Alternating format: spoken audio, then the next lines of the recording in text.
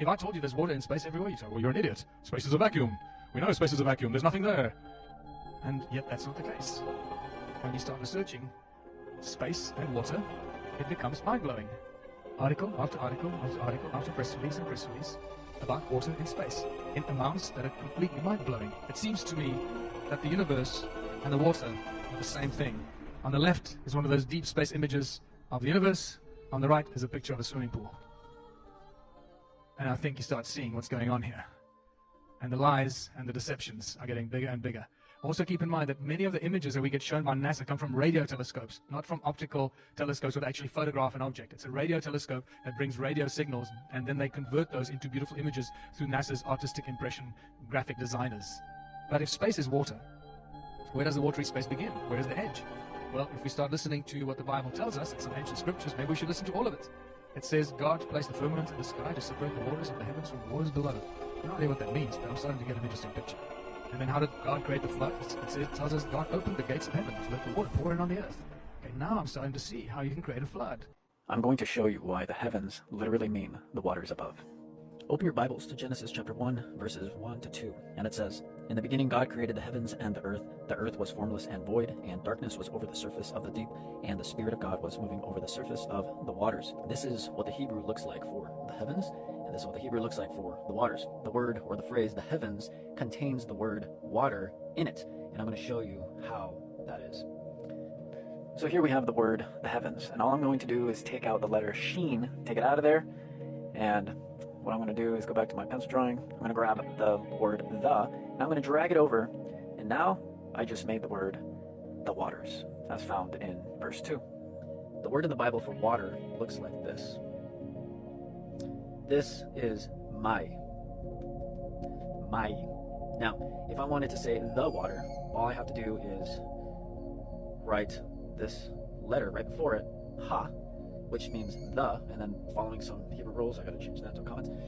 This makes it the water, which is hamai. So now it sounds like hamai. And then I'm gonna draw a final mem, and then write a dot at the bottom. And now I have the waters, plural. The water, plural. The waters, plural.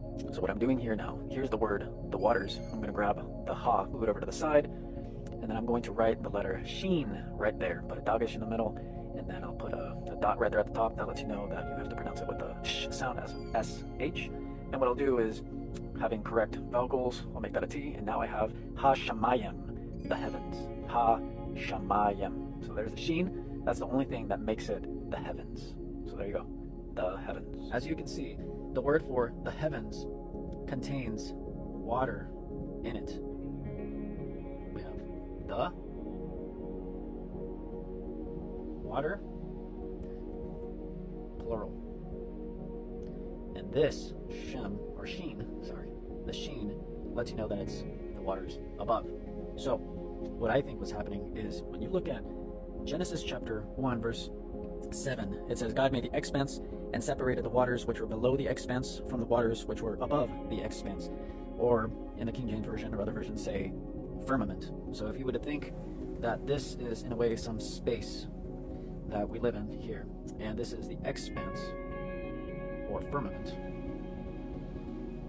the waters above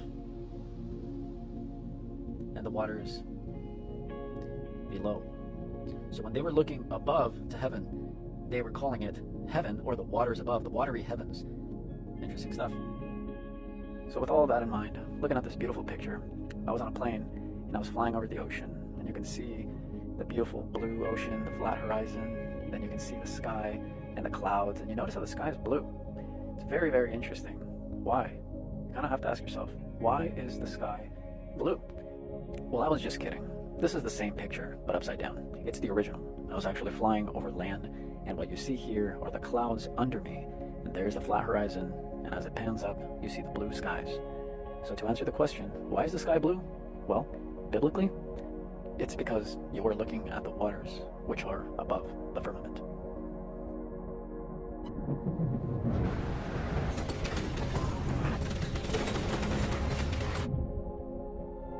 When a man reaches the edge, after he goes as far as any man can possibly go, how does his son continue?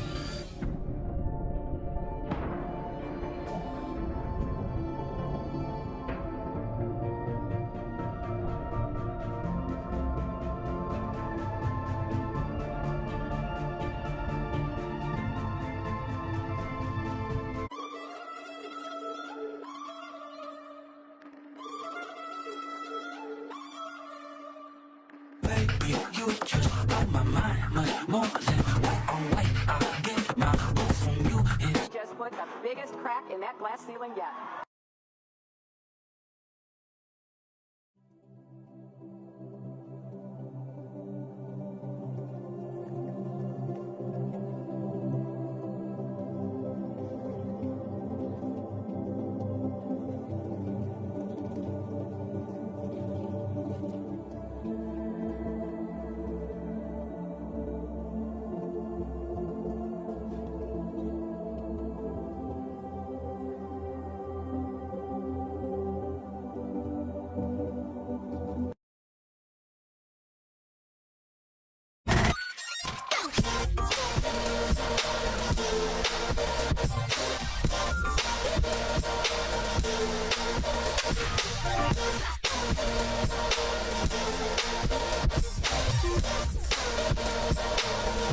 A firmament that we now have on video for anyone to look at and see, and maybe this is the reason. Let's see how much imagination y'all still have in your head. This is a Falcon 9 rocket launched by SpaceX. God made the firmament, which divided the waters from the waters. We'll see.